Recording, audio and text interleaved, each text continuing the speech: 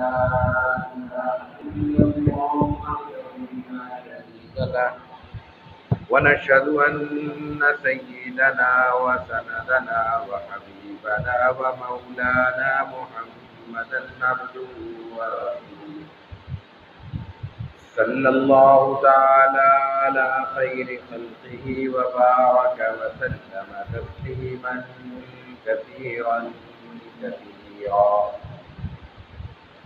أما بعد فأعوذ بالله من الشيطان الرجيم. بسم الله الرحمن الرحيم. إنما يوفى الصابرون أجرهم بغير حساب.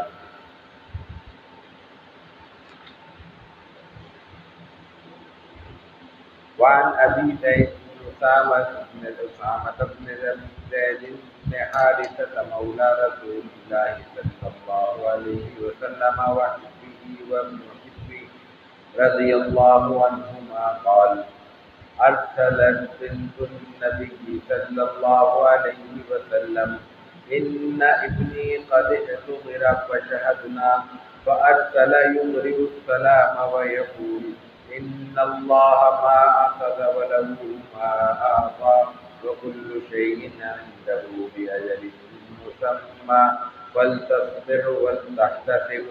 فأرسلت إليه تقسم عليه بالتأذينها، فقام ومعه سعد بن عبادة ومعاذ بن جبل وأبي بن كعب وزيد بن ثابت ورجال رضي الله عنهم، فرفع إلى رسول الله صلى الله عليه وسلم الصبي فأقعده في حجره ونفسه تفاقا ففاضت عيناه، فقال سعد: يا رسول الله ما هذا؟ فقال: هذه رحمة جعلها الله تعالى في قلوب عباده، وفي رواية في قلوب من شاء من عباده، وإنما يرحم الله من عباده الرحماء. صدق الله العظيم وصدق رسوله النبي الكريم، ونحن على ذلك لمن الشاهدين والشاكرين، والحمد لله رب العالمين. حضرات محترم، ہماری اس جمعۃ المبارک کی نشست میں صبر کا بیان جاری ہے. ابھی جو حدیث مبارکہ آپ کے سامنے پیش کرنے کی سعادت حاصل ہوئی وہ حضرت ابو زید اسامہ بن زید بن حارثہ رضی اللہ تعالی عنہما سے منقول ہے. زید بن حارثہ رسول اللہ صلی اللہ علیہ وسلم کے خادم تھے اور آپ کو بطور غلام میسر آئے تھے، لیکن آپ صلی اللہ علیہ وسلم کا ان کے ساتھ سلوک غلاموں والا نہیں تھا. یہاں تک آپ کا حسن سلوک تھا کہ آپ کے تعلق کی وجہ سے لوگ ان کو آپ کا بیٹا کہنے لگے تھے، اور یہ بات اتنی مشہور ہوئی تھی کہ ان کا نام لوگ بھول گئے تھے. زید بن محمد نام اصل پڑ گیا تھا. تو تصور کیجئے کہ کس قدر ایک غلام کے ساتھ اس نے سلوک ہوگا کہ لوگ اس کا اصل نام بھول گئے. یہ بکتے بکاتے آئے تھے بازار میں، اور پھر رسول اللہ صلی اللہ علیہ وسلم کو حضرت خدیجہ کے ذریعے ملے تھے. آپ نے نہیں خریدا تھا. ان کے والد کو جب علم ہوا کہ میرا بیٹا ڈاکو نے اغوا کر کے مکے میں بیچ دیا ہے، تو وہ اپنے بھائی کو لے کر، یعنی زید کے والد اور چچا، رسول اللہ صلی اللہ علیہ وسلم کے پاس آئے اور اپنا مدعا بیان کیا کہ یہ ہمارا بچہ ہے، اس کو واپس کر دیں، جو رقم لینا چاہتے ہیں آپ لے لیں. رسول اللہ صلی اللہ علیہ وسلم نے کہا پیسوں کا مسئلہ نہیں ہے، میں بچے کو بلاتا ہوں، وہ اگر جانا چاہے لے جائیں، مجھے کچھ پیسے کی طلب نہیں ہے.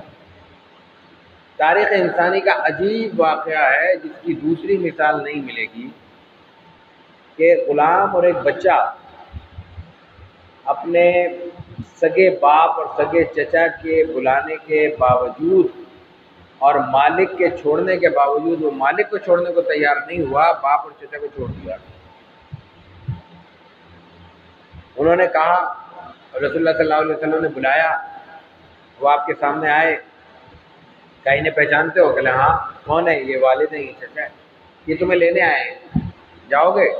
نہیں جاؤ۔ انہوں نے کہا کہ تم غلامی پر آزادی کو ترجیح دے رہے ہو۔ باپ نے کہا کہ تم غلامی پر آزادی کو ترجیح دے رہے ہو، اور انہوں نے کہا ہاں، اس لیے کہ میں نے اس غلامی میں جو کچھ پایا ہے، جو کچھ دیکھا ہے، وہ آزادی میں نہیں ہے۔ رسول اللہ صلی اللہ علیہ وسلم کا کہ حسن سلوک کے لیے ایک اجنبی سے، ایک غیر سے حسن سلوک اور حسن تعلق کی اس سے بڑی کوئی مثال نہیں ہوتی کہ غلام کا دل جیت لیا، اور غلامی نے غلامی پر آزادی پر غلامی کو ترجیح دے دی۔ ظاہر ہے وہاں غلامی نہیں تھی، وہاں تو ٹھاٹ تھی، ظاہر ہے وہی ٹھاٹ تھے جو حضور کے تھے، جو آزادی تھی آپ کو میسر تھی وہی آپ کے زید کو میسر۔ ان کے بیٹے ہیں اسامہ۔ روایت کے الفاظ آگے یہ بتایا، قصہ میں نے اس لیے بیان کیا کہ روایت میں آتا ہے کہ رسول اللہ صلی اللہ علیہ وسلم کی پسندیدہ شخصیت کے پسندیدہ بیٹے، یعنی باپ سے بھی حضور کو محبت تھی، اور ان کے بیٹے سے بھی، ظاہر بیٹے سے تو اور زیادہ محبت ہوتی ہے، اولاد کی اولاد ہے۔ تو حضرت اسامہ سے یہ روایت منقول ہے، تو راوی یہ کہتے ہیں کہ مولا رسول اللہ صلی اللہ علیہ وسلم زید بن عاصم حضور کے غلام، اور وحبی و ابن حبی، آپ کے محبوب و محبوب کے بیٹے اور پسندیدہ۔ قال ارسلت بنت النبی صلی اللہ علیہ وسلم، رسول اللہ صلی اللہ علیہ وسلم کی ایک صاحبزادی نے، جن کا نام یہاں منقول نہیں، لیکن عام طور پہ خیال ہوتا ہے کہ اس میں زینب مراد ہے۔ انہوں نے رسول اللہ صلی اللہ علیہ وسلم کی خدمت میں نمائندہ بھیجا، پیغام بھیجا کہ میرے بچے، گود کا بچہ، اس کا بیچارے کا وقت پورا ہو گیا ہے، آخری وقت ہے، اب ماں ہے، اس کا گود کا بچہ ہے، وہ اس کا آخری وقت قریب ہے، وہ اپنے والد کو بلا رہی ہے کہ میرا حوصلہ بڑھ جائے گا، مجھے کچھ صبر مل جائے گا، کچھ ٹھارس بن جائے گی، آپ تشریف لے آئیں۔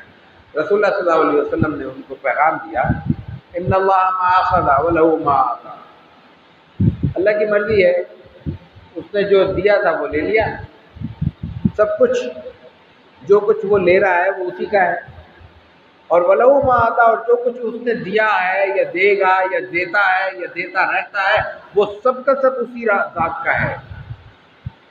وَكُلُّ شَيْءٍ عِندَهُ بِأَجَلٍ مُّسَمًّى، اللہ کے پاس ہر چیز کا ایک وقت مقرر ہے۔ یہ صرف زندگی کا اور انسانی جان کا معاملہ نہیں ہے، قوموں کا عروج و زوال ہو، موسموں کی تبدیلی ہو، حالات کا الٹ پھیر ہو، ہر چیز اللہ کے یہاں لکھی ہوئی ہے، اس وقت کے مطابق اس پر عمل ہو رہا ہے، اور اس کو ایک نظام دے دیا ہے اللہ تعالیٰ نے۔ یہ جو چال ہے سورج اور چاند کی، جس سے موسم بھی بدل رہے ہیں، دن رات بھی تبدیل ہو رہے ہیں، علاقوں میں مختلف نوعیتوں کی فصلوں کا انحصار اس پر ہے، یہ سب کا سب اجل مسمى ہے اللہ کے ہاں، طے شدہ ہے کہ اس موسم میں یہ ہوگا اور اس موسم میں یہ ہوگا، یہاں یہ سردی ہوگی، یہ گرمی ہوگی، یہ بارش ہوگی، یہ ساون ہوگا، اور اس کے نتیجے میں یہ گرمی کے پھل پکیں گے یا سردی کے پھل پکیں گے۔ گرمی کے علاقوں میں گرمی کے موسم میں گرم موسم کم ہو جائے، پھل ضائع ہو جائے گا، ٹھنڈے موسم میں گرمی پڑ جائے، پھل برباد ہو جائے گا، فصلیں برباد ہو جائیں گی، یہ اجل مسمى ہے۔ اسی اجل مسمى کا ایک حصہ انسانی زندگی ہے، جس کا جو وقت متعین تھا وہ وقت جب پورا ہو جائے گا، وہ اللہ کے دربار میں حاضر ہونا ہے، وہ واپس لے لیا جائے گا۔ تو یہ بچہ بھی وقت مقررہ تک دنیا میں رہا، اب اس کا وقت آ گیا، یہ رخصت ہو رہا ہے، اس کو صبر کے ساتھ، سکون کے ساتھ، اللہ کی رضا پر قائم رہتے ہوئے رخصت کر دو۔ یہ پیغام آپ صلی اللہ علیہ وسلم نے اپنی صاحبزادی کو دیا۔ وَكُلُّ شَيْءٍ عِندَهُ بِأَجَلٍ مُّسَمًّى فَلْتَصْبِرْ وَلْتَحْتَسِبْ، صبر کرو، اپنے جذبات پہ قابو رکھو، اور وَلْتَحْتَسِبْ، تحتسب کا مفہوم ہے کہ زبان سے بھی حسبی اللہ کہو اور یقین میں بھی حسبی اللہ پیدا کرو کہ میرا سارا اعتماد، میرا سارا یقین اللہ کی ذات پر ہے، اور اس پر میں اس لیے یقین رکھتا ہوں یا رکھتی ہوں کہ اس کے نتیجے میں مجھے اس صبر کے بدلے میں اللہ تعالیٰ اجر عطا فرمائیں گے۔ فلتحتسب، یہ پیغام حضرت زینب کو، یہ جو بھی آپ کی صاحبزادی تھی کو پیغام ملا، انہوں نے اسی کیفیت میں جو ایک انسان سمجھ سکتا ہے کہ ایک ماں کی گود کا بچہ انتہائی بچپن کی کیفیت میں واپس لیا جا رہا ہو تو اس کی کیا کیفیت ہوگی، اسی کیفیت میں انہوں نے پھر پیغام بھیجا، تقسم علیہ، رسول اللہ صلی اللہ علیہ وسلم کو قسم دی کہ آپ کو اللہ کا واسطہ ہے، آپ ضرور آئے۔ جب یہ بات ہوئی تو رسول اللہ صلی اللہ علیہ وسلم کھڑے ہوئے، آپ صحابہ میں بیٹھے تھے، مصروف ہوں گے، اس لیے کہ جو انداز ہے گفتگو کا اور جو صحابہ آپ کے ساتھ جاتے ہیں پھر روانہ ہوتے ہیں، جیسا آگے روایت میں آ رہا ہے، اس سے اندازہ ہوتا ہے کہ کچھ اہم نشست تھی، مشاورت تھی، کیونکہ انتہائی جلیل القدر صحابہ کرام اس وقت وہاں موجود تھے۔ تو رسول اللہ صلی اللہ علیہ وسلم جب روانہ ہوئے، علم ہوا آپ کے ذریعے، تو صحابہ بھی آپ کے ساتھ کھڑے ہوئے۔ کون کون کھڑے ہوئے؟ سعد ابن عبادہ، انصار کے سردار ہیں، معاذ ابن جبل، انتہائی بڑے فقیہ صحابی ہیں۔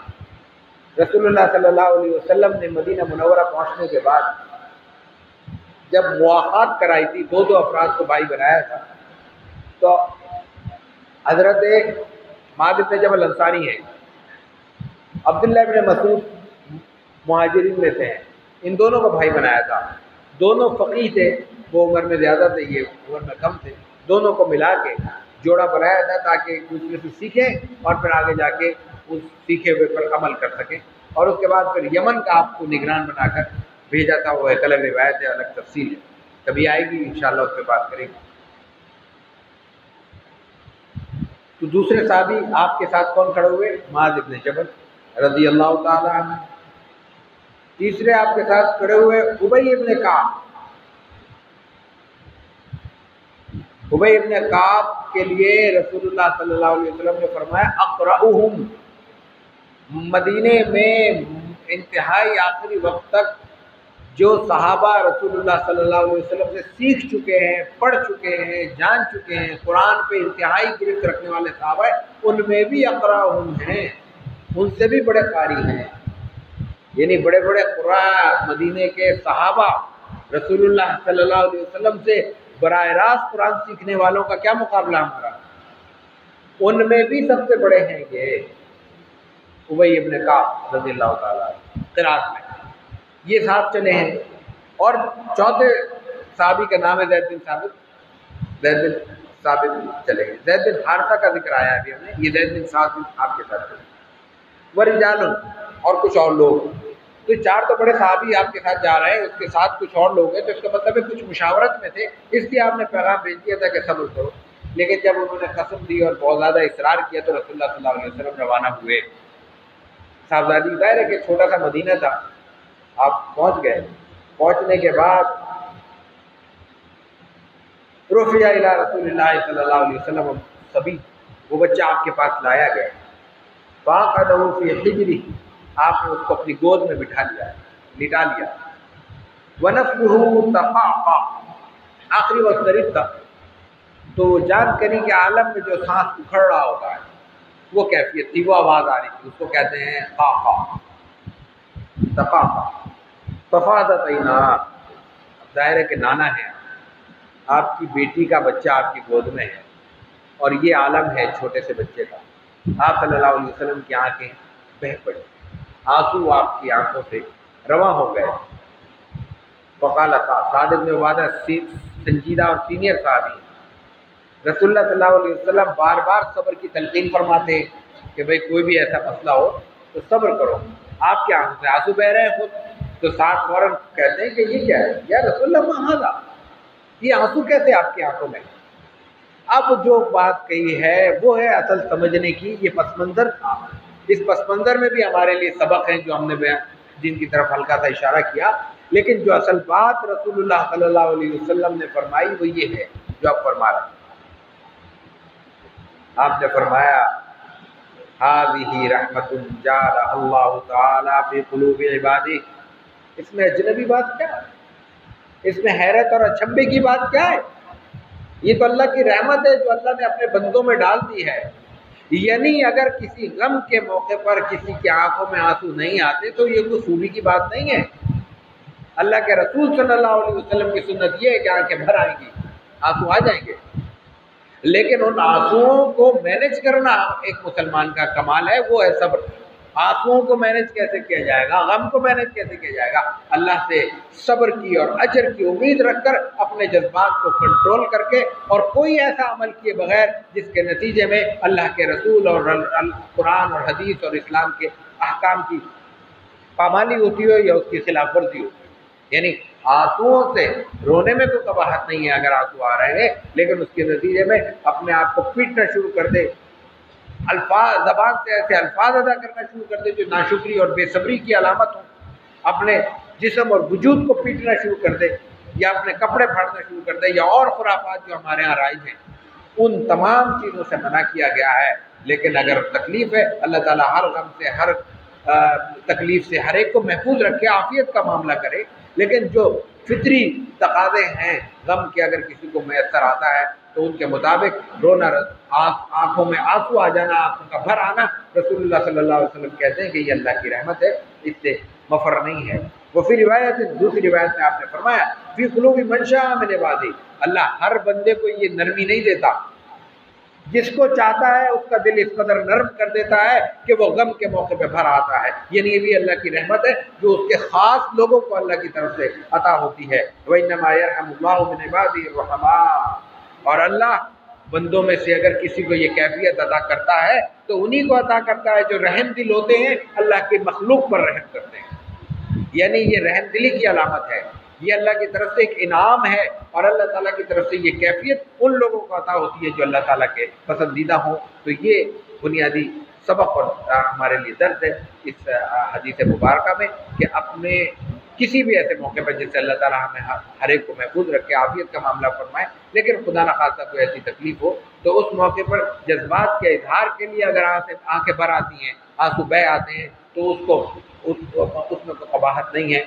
लेकिन उस मौके पर अपने जज्बात को काबू में रखते हुए जिस हद तक अल्लाह से लौ लगाएं, अल्लाह से सब्र और अल्लाह से अजर की तवक्को रखें, अल्लाह के आगे गिड़गिड़ाए और रोए और दुआएं मांगे, उससे बढ़कर और कोई इंसान का न वजीफ़ा होना चाहिए न इंसान के लिए मुफीद अमल है। अल्लाह ताला अमल की तौफीक अता फरमाए। व आखिर दावाना अनिल हम्दुलिल्लाहि रब्बिल आलमीन।